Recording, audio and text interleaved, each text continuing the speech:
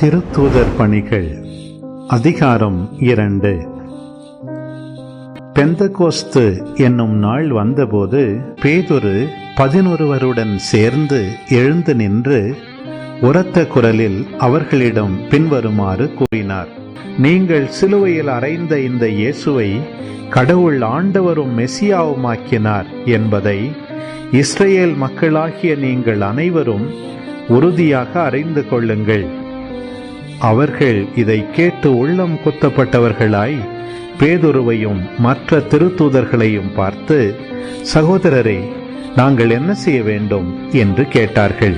அதற்கு பேதுரு அவர்களிடம், நீங்கள் மனம் மாறுங்கள், உங்கள் பாவங்களிலிருந்து மன்னிப்பு பெறுவதற்காக ஒவ்வொருவரும் இயேசு கிறிஸ்துவின் பெயரால் திருமுழுக்கு பெறுங்கள்.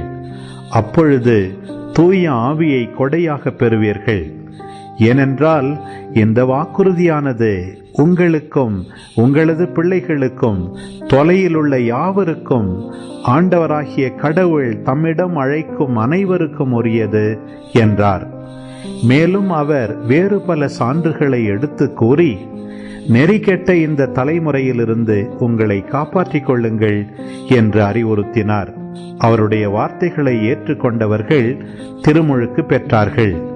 அன்று ஏறக்குறைய 3000 பேர் அவர்களோடு சேர்க்கப்பட்டனர்.